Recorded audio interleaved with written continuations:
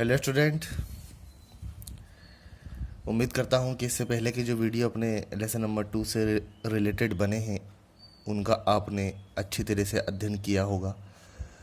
उसके वीडियो देखकर कुछ समझा होगा और कुछ समझ में नहीं आया है तो कमेंट्स में आपने ज़रूर कुछ लिखा भी होगा। आज हम उसी लेसन के आगे का पार्ट फर्टिलाइजेशन यानी कि निषेचन के बारे में पढ़ेंगे। अभी तक हमने जितनी भी घटनाएं पढ़ी थी वो सब निषेचन से पूर्व की घटनाएं थी। ठीक है, मैंने आपको पहले ये बताया था कि इस लेसन को 3 पार्ट्स में बांटा गया है। एक है निषेचन से पूर्व की घटनाएं, एक है निषेचन और फिर उसके बाद है निषेचन के बाद की घटनाएं। ठीक है, तो निषेचन के पूर्व की घटनाओं के बारे में अपन ने पूरी तरह से पढ़ लिया है। आज हम पढ़ रहे हैं निषेचन के बारे में और निषेचन के बाद की घटनाओं के बारे में भी पढ़ेंगे। ठीक है, तो पराग इस तरीके से पारस्परिक क्रिया अपना लास्ट टॉपिक था लास्ट वीडियो में। ये इस लेसन का 4th वीडियो है, 4 नंबर। आप क्रम से हर वीडियो को देखिएगा तभी आपके पूरा लेसन आपको अच्छी तरीके से समझ में आएगा। ऐसा नहीं है कि आप पहला वीडियो देख ले, फिर चौथा देख ले, फिर 7वां देख ले, ऐसा मत करना। लगातार सारे वीडियो देखना कंटिन्यू। तो ये 4था वीडियो है, इसमें अपन आज पढ़ेंगे निषेचन के बारे में, फर्टिलाइजेशन। निषेचन वैसे तो आपने इससे पहले की क्लासों में भी इसके बारे में अच्छी तरह से पढ़ा है और आप जानते भी हैं कि निषेचन नर युग्मक और मादा युग्मकों के मिलने की क्रिया को कहते हैं। यानी कि नर युग्मक का जो केंद्रक है और मादा युग्मक का जो केंद्रक है वो जब आपस में मिल जाते हैं और उनके मिलने से युग्मनज बन जाता है तो यही घटना क्या कहलाती है, निषेचन। सबसे पहले कुछ वैज्ञानिक ने देखा था, स्ट्रॉसबर्गर ने। ठीक है ना, किसी किताब में आपको ये बर्जर भी देखने को मिलेगा क्योंकि अंग्रेजी में जी लिखा हुआ है। कोई अंग्रेजी में जी को जे ही पढ़ता है, कोई ग पढ़ता है, तो अपन ने ग पढ़ा है। स्ट्रॉसबर्गर ने 1884 में लिलियम पौधे में बताया था। ठीक है ना, इन्होंने सबसे पहले अध्ययन किया था 1884 में और किस पौधे में देखा था, लिलियम पौधे में। याद रहेगा ना आपको, ये बहुत खास नाम है, इसको भूलिएगा मत। निषेचन के खोज करता है ये स्ट्रॉसबर्गर 1884 में। ठीक है, तो इन्होंने निषेचन के समय जो घटनाएं होती है उन्हें आप अच्छी तरह समझ जाए, इस वजह से इन्होंने इसको 4 चरणों में विभाजित किया था। ठीक है, सबसे पहला पराग कणों का अंकुरण और पराग नलिका का निर्माण। आपने पहले भी पढ़ा है, पहले देखा है आपने कि जो पराग कण होते हैं वह विभिन्न माध्यमों के द्वारा वर्तिकाग्र पर पहुंच जाते हैं। अब वहां पहुंचकर उनको कुछ काम तो करना ही है, तो सबसे पहले क्या होता है, वो अंकुरित होते हैं। ठीक है ना, जैसे बीज में से छोटी सी जड़ निकलती है ना नीचे की तरफ, जो ज़मीन में अंदर धंसती जाती है, इसी प्रकार पराग कणों के अंदर से भी छोटी छोटी सी पराग नलिकाएं अंकुरित होती हैं, इसलिए इसको अंकुरण नाम दिया गया है। फिर होता है पराग नलिका का निर्माण। जैसे ही अंकुरित होता है तो उसमें से जो निकलता है वो क्या होती है, पराग नलिका। तो पहला टॉपिक यही है अपना। फिर पराग नलिका की जो वृद्धि होती है उस समय क्या क्या परिवर्तन होते हैं वो अगला टॉपिक है। तो आपको चित्र में दिखाई दे ही रहा है, ये पूरा एक जायांग का चित्र है।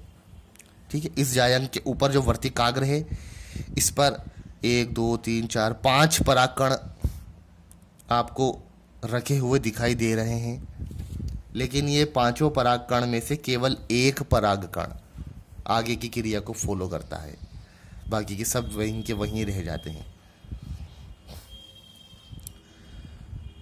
तो ये परागकण अंकुरित हो गया है, इसमें से पराग नलिका बन चुकी है। ठीक है ना, दिखाई दे रही है आपको, ये वृद्धि करती हुई, ये वृद्धि कर रही है। पहले ये पहुंचती है बीजांड द्वार में, ठीक है ना, फिर उसके बाद पहुंच जाती है ये भ्रूण कोश में, जहां पर ये कोशिकाएं हमारी उपस्थित है, ये क्या कहलाता है, भ्रूण कोश। तो परागकण वर्तिकाग्र पर पहुंचकर शर्करा जल आदि को अवशोषित करके अंकुरित हो जाते हैं, जिससे इसका अंत्यचूल जनन छिद्र से पराग नलिका के रूप में बाहर निकल आता है उसके बाद है पराग नलिका की वृद्धि। पहले भी अपन ने पढ़ा था पराग नलिका वृद्धि कैसे करता है। जब वो उसकी पराग नलिका आगे बढ़ेगी तो जाहिर सी बात है वर्तिका की कुछ सेल्स जो होती है उसको आगे बढ़ने से रोकेंगी। तो इस वजह से जो पराग नलिका होती है उसके द्वारा एक एंजाइम का स्त्रावण होता है जिसका नाम है पेक्टिनेज एंजाइम। इस एंजाइम का काम होता है कि जो वर्तिका है उसके अंदर की सेल्स को नष्ट करना। सभी को नहीं, सिर्फ उसके रास्ते में जो आ रही है, ताकि वो रास्ता बना सके वृद्धि करने के लिए। ठीक है ना। तो पराग नलिका पेक्टिनेज नामक एंजाइम का स्त्रावण करती है जो वर्तिका की कोशिकाओं को नष्ट करता जाता है तथा पराग नलिका की वृद्धि होती हुई भ्रूण कोश के बीजांड द्वार तक पहुंच जाती है। समझ में आ गया ना आपके। जैसे जैसे पराग नलिका आगे बढ़ेगी उसका आगे की जो कोशिकाएं होती है पराग नलिका की वो पेक्टिनेज एंजाइम का स्त्रावण करती जाती है और जो रास्ते के अंदर वर्तिका की जो सेल्स हैं वो नष्ट होती जाती है और उसको रास्ता मिलता जाता है और वो इतना लंबा सफर तय करती हुई भ्रूण कोश के बीजांड द्वार पर पहुंच जाती है। ठीक है ना। तीसरी कंडीशन, पराग नलिका का बीजांड में प्रवेश।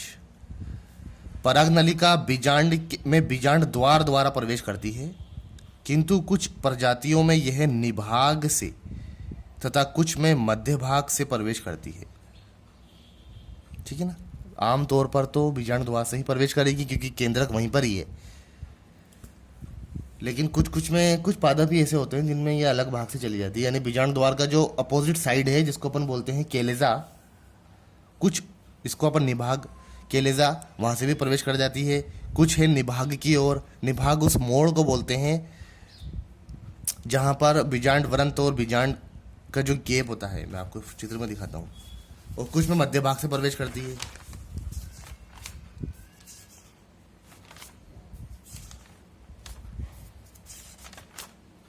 ये देखिए, ये है बीजांड, ये है निभाग, ये बीजांड वरंत और ये जो ये घूम गया है तो इसके घूमने से ये जो गैप बना है इसको बोलते हैं निभाग। ठीक है ना बच्चों। हाँ तो देखो बच्चों, उसके बाद फोर्थ कंडीशन, पराग नलिका का भ्रूण कोश में प्रवेश। सारी की सारी जो प्रोसेस हो रही हैं वो इसी वजह से की जा रही है कि पराग नलिका भ्रूण कोश में प्रवेश कर सके, क्योंकि सारा काम उसका वहीं पर ही है। भ्रूण कोश, जो पराग नलिका भ्रूण कोश में प्रवेश कर रही है तो आप जानते ही है पराग कण में कितने केंद्रक थे, ये अपन पहले पढ़ चुके हैं। एक केंद्रक में विभाजन होने से दो केंद्रक बन गए थे और दोनों केंद्रक पराग नलिका से होते हुए भ्रूण कोश में आएंगे। अब वो किस किस से मिलेंगे ये आपको मैं अभी आगे बताऊंगा। भ्रूण कोश में उपस्थित सहायक कोशिकाएं पराग नलिका को आकर्षित करती है तथा पराग नलिका जैसे ही भ्रूण कोश की सतह पर आकर फटती है तब सहायक कोशिकाएं नष्ट हो जाती है। बस सहायक कोशिकाओं का काम यही था। सहायक कोशिका कहाँ पर होती है, जो अपना अंड कोशिका होती है, अंड केंद्रक होता है, उसके दोनों तरफ जो दो कुछ सेल्स हैं उसको बोलते हैं सहायक कोशिकाएं। तो इनका काम क्या था, पराग नलिका को आकर्षित करना। इन्होंने कर लिया, पराग नलिका पहुंच चुकी है तो अब ये नष्ट हो जाती है। पराग नलिका से दो नर केंद्रक भ्रूण कोश में पहुंचते हैं, यानी ना भ्रूण कोश में। भ्रूण कोश में पहुंचने के बाद एक नर केंद्रक अंड केंद्रक से मिलकर द्विगुणित युग्मनज का निर्माण करता है। ठीक है ना। इसे प्राथमिक निषेचन या सत्य निषेचन कहा जाता है। नर युग्मक और मादा युग्मक मिलने वाला जो निषेचन है वो यही वाला है, इसलिए इसको बोलते हैं ट्रू, सत्य निषेचन। अभी दूसरा भी होगा, वो सत्य नहीं होता, सॉरी वो सत्य नहीं होता, लेकिन फिर भी वो निषेचन है। तो दो नर केंद्रक आए, एक नर केंद्रक जो आगे वाला है वो तो मिल जाता है अंड केंद्रक से, और जब दो युग्मक मिलते हैं तो दोनों के मिलने से क्या बनता है, युग्मनज। ये आप जानते ही हैं। तो युग्मनज बन गया, तो ये हो गया प्राथमिक निषेचन। उसके बाद जो पीछे वाला नर केंद्रक है जो कि पराग नलिका से आया है, दूसरा नर केंद्रक द्विगुणित ध्रुवीय कोशिका से मिलकर त्रिगुणित भ्रूणपोष का निर्माण करता है। यह दूसरा निषेचन होता है। ठीक है ना। देखिए, नर केंद्रक जो है वो द्विगुणित ध्रुवीय कोशिका, बीच वाली जो सेल्स थी जो गोले में थी जिसमें दो केंद्रक थे वो पहले से ही द्विगुणित थे क्योंकि इसमें दो केंद्रक है। ठीक है ना। गुणसूत्रों की संख्या इसमें समान हुई है। और जो नर केंद्रक आया है वो अगुणित होता है क्योंकि उसमें गुणसूत्रों की संख्या आधी होती है। तो जब दो गुणित और एक गुणित मिलेगा तो क्या बनेगा? त्रिगुणित। ठीक है ना, त्रिगुणित। और क्या बनेगा? भ्रूणपोष। ध्यान रखिएगा, इसमें बच्चे अक्सर कंफ्यूज होते हैं भ्रूणकोश में और भ्रूणपोष में। कोश तो पूरा चेम्बर है और पोष केवल एक ऐसा भाग है जो कि बना है भ्रूण को पोषण देने के लिए। भ्रूण मतलब भ्रूण किससे बनेगा? अभी जो आपने ये पढ़ा ना, युग्मनज, यही आगे वृद्धि करके क्या बनेगा? बीज, भ्रूण। तो इस भ्रूण को पोषण देने के लिए ये बनता है। जैसे कि आपने देखा होगा जो अंडा होता है मुर्गी का, उसमें जो पीतक होता है जो पीले रंग का होता है, वो जो जब मुर्गी का बच्चा अंडे में बनता है तो वो उसको पोषण देने के लिए होता है वो पीतक। जैसे जैसे मुर्गी का बच्चा बड़ा होता जाता है अंडे के अंदर, वो पीतक छोटा होता जाता है, कम होता जाता है, घटता जाता है और अंत में जाके नष्ट हो जाता है। तो वो समय होता है मुर्गी के बच्चा जो है अंडे के अंदर वो बाहर निकलेगा अंडे से। उसी तरीके से ये जो भ्रूणपोष है ये भी धीरे धीरे कम होता जाता है बीज को पोषण देने के लिए, भ्रूण को पोषण देने के लिए। जैसे जैसे भ्रूण बड़ा होगा भ्रूणपोष कम होता जाता है। ठीक है ना, और अंत में भ्रूणपोष पूरी तरह से नष्ट हो जाता है। लेकिन किस में? केवल द्विबीजपत्री में, क्योंकि उसमें दो बीज पत्र हैं। ध्यान रखिए आप, दो बीज पत्र, इसलिए बोलते हैं द्विबीजपत्री। जैसे कि चना होता है, आप चने को छीलते हैं तो दो भाग हो जाते हैं, तो उन दोनों को पोषण देने के लिए भ्रूणपोष है, तो ये कम पड़ जाता है और अंत में ये खत्म हो जाता है, समाप्त हो जाता है पूरी तरीके से। तो इसलिए द्विबीजपत्री को हम क्या बोलते हैं? अभ्रूणपोषी बीज। याद रखिएगा, ये बहुत खास बात है। अभ्रूणपोषी इसलिए ही बोला जाता है क्योंकि उसमें भ्रूणपोष बचता ही नहीं है, वो पूरी तरीके से समाप्त हो जाता है। लेकिन जो एक बीजपत्री होते हैं उसमें भ्रूणपोष शेष रह जाता है बीज के पूरी तरह से परिपक्व होने के बाद भी, क्योंकि भ्रूणपोष की मात्रा ज्यादा है और बीजपत्र क्या है? केवल एक है। इसलिए इसको पूरा पोषण देने के बाद भी एक थोड़ा सा हिस्सा भ्रूणपोष का बच जाता है। इसलिए एक बीजपत्री को हम क्या कहते हैं? भ्रूणपोषी बीज। ध्यान रखिएगा, आपको बहुत खास बात है। अभ्रूणपोषी बीज होते हैं द्विबीजपत्री बीज और भ्रूणपोषी बीज होते हैं एक बीजपत्री बीज। चलिए खैर आगे बढ़ते हैं। त्रिगुणित भ्रूणपोष बनता है, यह दूसरा निषेचन है। दो निषेचन हो गए ना, तो उपरोक्त तो दोनों निषेचनों को मिलाकर द्विनिषेचन कहा जाता है। ठीक है ना, सवाल एग्जाम में ये भी आ चुका है, द्विनिषेचन क्या है, इसका महत्व लिखिए। ठीक है ना, तो द्विनिषेचन क्या है आप समझ गए। पहला निषेचन तो नर युग्मक और मादा युग्मक के मिलने से बना युग्मनज, और दूसरा निषेचन ध्रुवीय कोशिका प्लस नर केंद्रक के मिलने से बना भ्रूणपोष, त्रिगुणित भ्रूणपोष। तीन अगुणित केंद्रकों का संलयन होने के कारण इसे त्रिसंलयन या त्रिसंयोजन भी कहा जाता है। ठीक है ना, अब आ जाइए आप द्विनिषेचन का महत्व।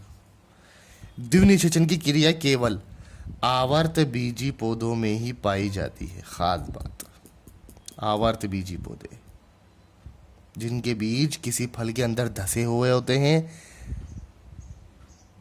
ठीक है ना, चारों तरफ कोई आवरण होता है किसी चीज का, फल भित्ति का, किसी का भी। जो अनावर्त बीजी होते हैं उनमें ये नहीं होता। अनावर्त बीजी जैसे कि साइकस, पाइनस, ठीक है ना, ये वाले बीज जो होते हैं। युग्मनज द्वारा भ्रूण का निर्माण होता है। द्विनिषेचन में पहले निषेचन में युग्मनज बनता है ना, इससे क्या बनता है? भ्रूण। त्रिगुणित भ्रूणपोष द्वारा विकसित हो रहा है भ्रूण को पोषण उपलब्ध कराया जाता है। ठीक है ना, भ्रूणपोष इसको भोजन देने के लिए काम करता है भ्रूण को। भ्रूणपोष में नर और मादा दोनों के गुणसूत्र पाए जाते हैं, पाए जाने के कारण भ्रूणपोष में। ठीक है ना, जाहिर सी बात है दोनों के केंद्रक है, उसमें नर केंद्रक भी है और मादा केंद्रक भी है, क्योंकि दोनों के मिलने से ही तो भ्रूणपोष बना है। कारण यह संकरता प्रदर्शित करता है। ठीक है ना, संकरता मतलब होता है दोनों के मिले जुले लक्षण का अगली पीढ़ी में जाना। भ्रूणपोष तथा भ्रूण के निर्माण के लिए दोहरा निषेचन आवश्यक है, जरूरी है। ठीक है ना, अब यह अपना हो गया निषेचन पूरा कंप्लीट। समझ में आ गया ना आपके? फिर एक बार समझते हैं अपन निषेचन के बारे में। ठीक है, सबसे पहला था अपना पराग कणों का अंकुरण और पराग नलिका का निर्माण। अंकुरण यहाँ वर्तिकाग्र पर पहुंचकर ये चिपचिपा सा होता है, ये इसमें जाते हैं तो ये उसके वहाँ की शर्करा जल आदि को अवशोषित करते हैं और अंकुरित हो जाते हैं। अंकुरित होकर ये क्या बनाते हैं? पराग नलिका बनाते हैं। ठीक है ना, पराग नलिका। दूसरा टॉपिक है अपना पराग नलिका की वृद्धि। पराग नलिका का जो अग्र सिरा होता है वो पेक्टिनेज एंजाइम स्रावित करता है, जो कि वर्तिका की सेल्स को नष्ट करता हुआ इस पराग नलिका को आगे वृद्धि करने के लिए काम करता है।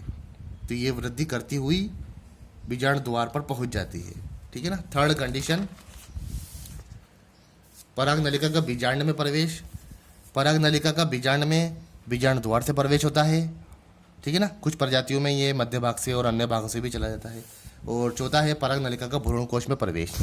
भ्रूण कोश जो कि 7 कोशिकाओं का समूह है, लेकिन उसमें 8 केंद्रक हैं। जो बीच वाली कोशिका है उसमें 2 केंद्रक होते हैं। दोनों अगुणित होते हैं, लेकिन दोनों मिलकर आपस में क्या कहलाते हैं? द्विगुणित। तो जो पहला नर केंद्रक पराग नलिका से आएगा वो मिलेगा अंड केंद्रक से और बनाएगा द्विगुणित युग्मनज। जो दूसरा नर केंद्रक आएगा वो ध्रुवीय कोशिका से मिलेगा। ध्रुवीय कोशिका पहले से ही द्विगुणित है, तो उससे एक और नर केंद्रक जो अगुणित आकर मिलेगा तो बनेगा त्रिगुणित भ्रूणपोष। समझ में आ रहा है ना आपके? त्रिगुणित भ्रूणपोष। कंफ्यूज होने की जरूरत नहीं है, आप इसको इस तरीके से समझ सकते हैं। एन नर केंद्रक, एन का मतलब अगुणित, प्लस एन अंड केंद्रक। ठीक है, ये दोनों मिलेंगे तो एन एन 2n हो जाता है। 2n मतलब द्विगुणित, और इससे क्या बनेगा? दोनों के मिलने से युग्मनज। ठीक है।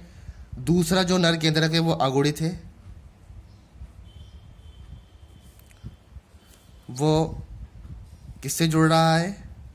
द्विगुणित ध्रुवीय कोशिका से। तो 2 और 1 मिलकर क्या बनाएंगे? 3 3n त्रिगुणित भ्रूण पोष। ठीक है ना, ध्यान रखिएगा। 2 निषेचन हुए, पहले से युग्मन है, दूसरे से भ्रूण पोष, त्रिगुणित। ठीक है ना बच्चों, तो ये कोई ज़्यादा मुश्किल चीज़ नहीं है। इसके महत्व में आपने पढ़ लिया। अवट बीज में होता है, भ्रूण का निर्माण होता है, विकसित हो रहे भ्रूण को पोषण उपलब्ध कराता है भ्रूणपोष। दोनों के गुणसूत्र जीन पाए जाने के कारण इसमें संकरता प्रदर्शित होती है और भ्रूणपोष तथा भ्रूण के निर्माण के लिए दोहरा निषेचन आवश्यक है। ठीक है ना बच्चों, तो ये हमारा निषेचन टॉपिक पूरा हो गया। छोटा सा टॉपिक तो है, लेकिन थोड़ा सा मुश्किल भी नहीं है। एग्जाम में अक्सर सवाल पूछा जा चुका है कि पादपों में होने वाले निषेचन की क्रिया को समझाइए। ठीक है ना, 4 नंबर का सवाल आता है। तो यही आपको इसमें जो मैंने अभी आपको समझाया, चारों पॉइंट ये लिखना है, इसका डायग्राम बनाना है और इसका द्विनिषेचन के बारे में इसका महत्व लिख देना, बस। ठीक है ना बच्चों। अब हम पढ़ेंगे निषेचन के बाद की घटनाएं। निषेचन हो चुका है, युग्मनज बन गया, भ्रूणपोष बन गया। अब भ्रूणपोष के बारे में पढ़ेंगे। भ्रूणपोष कितने टाइप का होता है, कौन कौन से पादपों में, अलग अलग पादपों में भ्रूणपोष के टाइप भी अलग अलग होते हैं।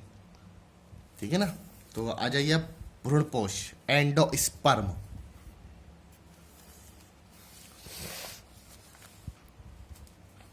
भ्रूणपोष की द्विगुणित ध्रुवीय कोशिका तथा अगुणित नर केंद्रक के मिलने से त्रिगुणित भ्रूणपोष का निर्माण होता है। हम पहले पढ़ चुके हैं, बहुत इजी है।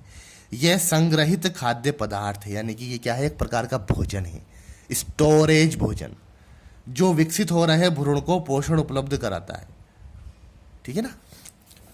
यह 3 प्रकार का होता है, हालांकि ये तीनों प्रकार एक पादप में नहीं होते, अलग अलग पादपों में होते हैं। सबसे पहला आता है केंद्रकीय भ्रूणपोष, दूसरा है कोशिकीय भ्रूणपोष और तीसरा है हेलोबियल। ठीक है ना। ये हेलोबियल एक पादप, एक कुल है पादपों का। उस कुल के पादपों में कुछ अलग टाइप का भ्रूणपोष पाया जाता है, इसलिए इसको नाम ही हेलोबियल दे दिया, क्योंकि ये किसी और पादपों में नहीं पाया जाता, केवल उस कुल के पादपों में ही पाया जाता है, हेलोबियल कुल के। ठीक है ना। तो ये तीनों के डायग्राम है, देखिए आपको केंद्रकीय भ्रूणपोष। इसमें आपको ये भ्रूणपोष दिखाई दे रहा है। इसके जो केंद्रक होते हैं अंदर, उसमें बहुत सारे विभाजन होते हैं और अधिक विभाजनों द्वारा जो के बहुत सारे केंद्रक बनते हैं और सारे के सारे केंद्रक परिधि पर जमा हो जाते हैं। ये भ्रूण है, ये पूरा भ्रूणपोष का हिस्सा है, केंद्रक जमा हो गए, ठीक है ना। और बीच में क्या बन गई, एक गुहा, खाली जगह, तो इसको बोलते हैं अपन केंद्रकीय भ्रूणपोष, केंद्रक वाला है ये। उसके बाद आ जाओ आप सेकंड वाला, इसमें क्या आप दिखाई दे रहा है आपको, जो बहुत सारे विभाजन होते हैं केंद्रक के, उन केंद्रकों के चारों ओर कोशिका भित्ति बन जाती है। ये देखिए ये बनी हुई कोशिका भित्ति बनने से अब क्या हो गया, ये सब अलग अलग कोशिकाएं हो गई, 1 2 3 4 5 6 ऐसे बहुत सारी कोशिकाएं होती हैं। तो ये वाला भ्रूणपोष क्या कहलाता है, कोशिकीय भ्रूणपोष। सेल्स बन गई कोशिका भित्ति के जमा होने से। इसमें कोशिका भित्ति जमा नहीं होती केंद्रक के चारों ओर, सिर्फ केंद्रक ही पड़े रहते हैं चार फैले हुए परिधि पर। तो ये केंद्रकीय है, ये कोशिकीय है। और तीसरा है इन दोनों का मिला जुला रूप। ऊपर का हिस्से में तो इसका केंद्रकीय भ्रूणपोष वाला भाग बनता है और निचले वाले हिस्से में कोशिकीय भ्रूणपोष बनता है। तो दोनों का मिक्स रूप है ये, इसलिए इसको बोलते हैं हेलोबियल। केवल हेलोबियल कुल में ही होता है ऐसा, ठीक है ना बच्चों, समझ में आ रहा है ना आपके। अब आ जाओ इन तीनों के बारे में। केंद्रकीय, इस प्रकार के भ्रूणपोष में, भ्रूणपोष केंद्रक में लगातार कई केंद्रक विभाजन द्वारा अनेक केंद्रकों का निर्माण हो जाता है, जिसके चारों ओर भित्ति का निर्माण नहीं होता, जिसके कारण सभी केंद्रक भ्रूणपोष के परिधि पर विन्यासित हो जाते हैं, यानी कि जमा हो जाते हैं, तथा मध्य में एक केंद्रकीय रिक्तिका बन जाती है, ठीक है ना, समझ में आ गया। अब मेन चीज़ क्या है इसका, एग्जाम्पल, ये बहुत खास चीज़ है। उदाहरण में लिखिए हम नारियल का पानी, नारियल फोड़ के देखा है ना आपने, पानी के चारों तरफ क्या होता है, वो हिस्सा जो हम खाते हैं, ठीक है ना, वो भ्रूणपोषी होता है। आवर्त बीजी का पोलीपेटेली वर्ग एक बीज पत्री में मक्का और चावल और गेहूं, उन सभी में ये सब वाला, ये वाला भ्रूणपोष पाया जाता है। अगर आपसे कोई सवाल पूछे कि नारियल में खाने योग्य भाग कौन सा है, तो आप उसका जवाब देंगे भ्रूणपोष। ध्यान रखिएगा,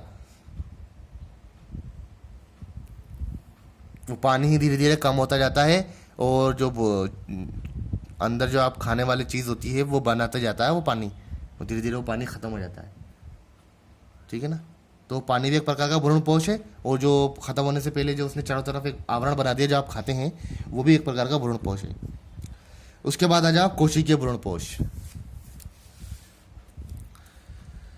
इसमें प्राथमिक भ्रूणपोष, केंद्रक में कई केंद्रक विभाजनों द्वारा अनेक केंद्रक बनते हैं, ये तो सब में भी होता है, तथा केंद्रक के चारों ओर भित्ति का निर्माण भी हो जाता है। यह है खास बात, जिससे संपूर्ण भ्रूणपोष कोशिकीय बन जाता है, यानी बहुत सारी कोशिकाएं हो जाती है इसके अंदर। इसमें चूषकांग भी होते हैं, चूषकांग मतलब किसी जगह पर सतह पर चिपकने के लिए।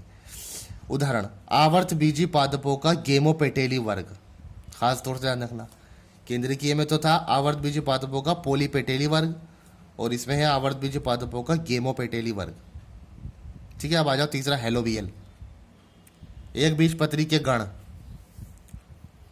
हेलोबियल में पाए जाने के कारण, ठीक है ना, ये गण है एक बीज पत्री का, इसे हेलोबियल भ्रूणपोष नाम दिया गया है। इसमें प्राथमिक भ्रूणपोष, केंद्रक में कई विभाजनों के बाद अनेक केंद्रक तो बन जाते हैं, किंतु संपूर्ण भ्रूणपोष 2 कोष्ठों में बंट जाता है। ये बीजांड द्वारीय तथा निभागीय प्रकोष्ठ, बीजांड द्वार और निभाग। बीजांड द्वारीय प्रकोष्ठ में केंद्रकों के चारों ओर भित्ति का निर्माण हो जाने से यह कोशिकीय बन जाता है, तथा निभागीय प्रकोष्ठ में केंद्रकों के चारों ओर भित्ति का निर्माण नहीं होने से यह केंद्रक परिधि पर व्यवस्थित हो जाते हैं, जिससे यह केंद्रकीय भ्रूणपोष बन जाता है। अतः यह दोनों भ्रूणपोष का मिश्रित रूप है, ठीक है ना। आगे ना बात समझ में, केंद्रकीय, कोशिकीय और हेलोबियल 3 प्रकार के भ्रूणपोष होते हैं। भ्रूणपोष जो है वो द्विगुणित ध्रुवीय कोशिका और अगुणित नर केंद्रक के मिलने से बनता है। यह विकसित हो रहे भ्रूण को पोषण उपलब्ध कराने के लिए स्टोरेज फूड है, संचित भोजन है, जो कि भ्रूण के बड़ा होते होते यह कम होता जाता है और अंत में यह समाप्त हो जाता है द्विबीजपत्री में। एक बीजपत्री में यह बचा रहता है। अब आ जाइए भ्रूणपोष के कार्य। भ्रूणपोष की कोशिकाओं में प्रोटीन, कार्बोहाइड्रेट, वसा के रूप में खाद्य पदार्थ पाए जाते हैं, जो विकसित हो रहे भ्रूण को पोषण उपलब्ध कराते हैं। कुछ पौधों के कोशिकीय भ्रूणपोष में चूषकांग होते हैं, जो भ्रूणपोष की बाहर की कोशिकाओं से पोषण प्रदान करते हैं, ठीक है ना, बाहर की कोशिकाओं से।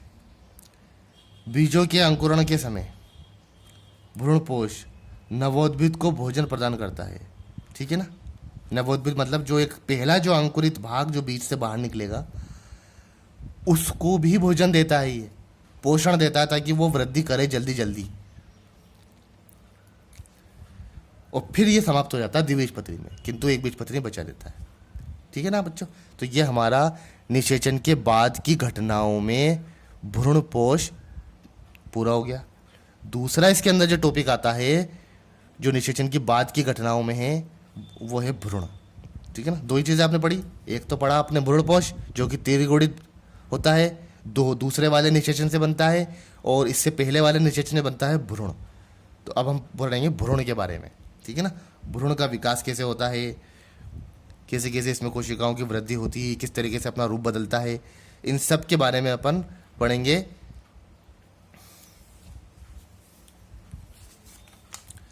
युग्मनज से परिपक्व भ्रूण बनने की क्रिया भ्रूणोद्भव कहलाती है। ठीक है ना बच्चों। युग्मनज जो कि एक बीज नर युग्मक और मादा युग्मकों के मिलने से बना था, द्विगुणित युग्मनज से परिपक्व भ्रूण बनने की क्रिया। युग्मनज तो एक कोशिका होती है और भ्रूण जो है वो बहुकोशिकीय है। तो इस एक कोशिकीय युग्मनज से बहुकोशिकीय भ्रूण के बनने की जितनी भी प्रोसेस है वो हम सब इसमें पढ़ेंगे। वो क्रियाएं सबके कहलाती है भ्रूणोद्भव। पुष्पीय पादपों में एक बीजपत्री तथा द्विबीजपत्री पादपों में भ्रूण का विकास अलग अलग प्रकार से होता है। ठीक है ना, प्रारंभिक अवस्था तो सेम होती है लेकिन अंत में यह अलग अलग हो जाती है, एक बीजपत्री द्विबीजपत्री में। द्विबीजपत्री अपना रूप बदल लेता है और एक बीजपत्री अपना अलग रूप लेता है। तो सबसे पहले हम पढ़ेंगे द्विबीजपत्री भ्रूण का विकास। ठीक है, द्विबीजपत्री पादपों में भ्रूण परिवर्धन का अध्ययन हैंस्टीन ने कैप्सेला पादप में किया था। याद रख लोगे बच्चों, इसको फौरन नोट करिए आप। द्विबीजपत्री पादपों में भ्रूण के परिवर्धन का अध्ययन किया था हैंस्टीन ने। कौन से पादप में? कैप्सेला पादप में। ठीक है ना बच्चों। अब इन्होंने ये चित्र के जरिए दिखाए थे कि किस तरीके से द्विबीजपत्री भ्रूण का निर्माण हो रहा है।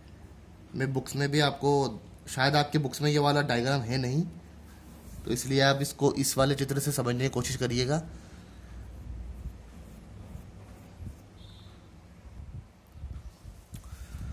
हाँ तो बच्ची जी, द्विबीजपत्री पादपों में भ्रूण का परिवर्तन का अध्ययन हैंस्टीन ने किया था कैप्सेला पादप में। ठीक है ना, ये जो चित्र है आपके बुक्स से थोड़ा सा मिलता जुलता है लेकिन पूरी तरीके से बुक्स में ऐसा चित्र नहीं है, तो आप इसमें समझने की कोशिश करिए। देखिए आपको इसमें दिखाई दे रहा है एक कोशिकीय युग्मनज, दिख रहा है ना, नर केंद्रक और मादा केंद्रक के मिलने से बना द्विगुणित संरचना युग्मनज। इसमें विभाजन होता है, पहला विभाजन देखिए, जिससे दो कोशिकाएं बन जाती है।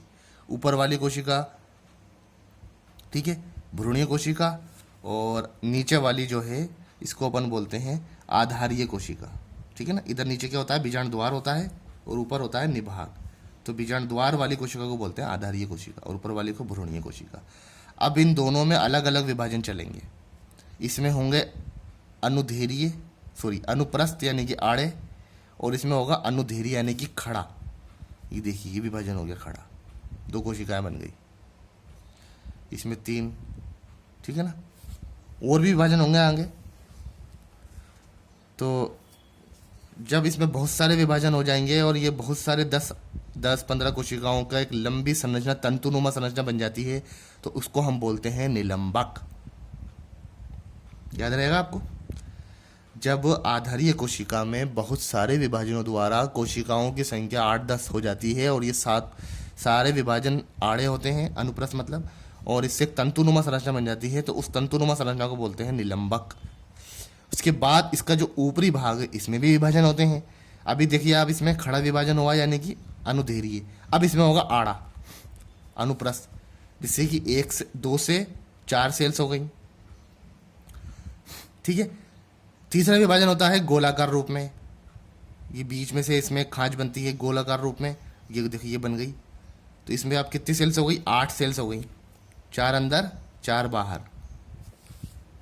ठीक है, तो ये हो गया 8 कोशिकीय की अवस्था। जो बाहर वाली सेल्स होती है, अंदर वाली और बाहर वाली 2 स्तर बने हुए, जो बाहर वाली है उसको बोलते हैं हाइपोबेलस। क्या बोलेंगे? हाइपोबेलस। नाम याद रखना, पटा सा है। और जो अंदर वाली है उसको बोलते हैं एपीबेलस। ठीक है ना। जो बीज बनेगा तो बीज में बहुत सारे भाग होते हैं। ठीक है बच्चों। तो जैसे कि जो प्रांकुर होता है, जब बीज अंकुरित होता है और उससे जो सबसे पहला जो एक संरचना बाहर निकलती है उसको बोलते हैं प्रांकुर। तो वो प्रांकुर बनने से पहले बीज के अंदर कुछ ऐसा भाग होता है जो उस संरचना को बनाता है। ठीक है ना। तो उस संरचना को बनाने वाली संरचना प्रांकुर कहलाती है। और बीज पत्र, दोनों तरफ बीज पत्र, ये किससे बनते हैं? एपीबेलस से। ठीक है ना बच्चों। और हाइपोबेलस से मूलांकुर बनता है। ठीक है ना। बीज जब अंकुरित होता है तो दो चीजें निकलती हैं, ऊपर की तरफ प्रांकुर, नीचे की तरफ मूलांकुर।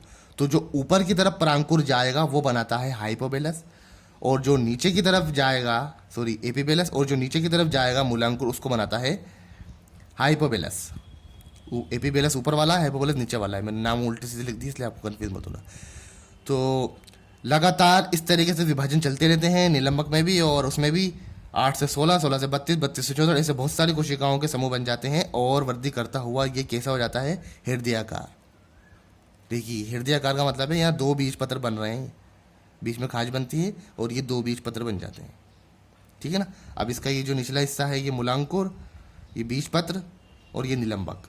निलंबक समाप्त हो जाता है थोड़ी देर बाद। ठीक है ना। इस प्रकार से द्विबीजपत्री भ्रूण का विकास होता है। ठीक है। लास्ट में इस प्रकार की संरचना बनती है कुछ, देखिए आप सबसे लास्ट में ये पूरा बीज पत्र है, ये बीज पत्र है, ये निलंबक है। आपने कभी मटर वो खाए?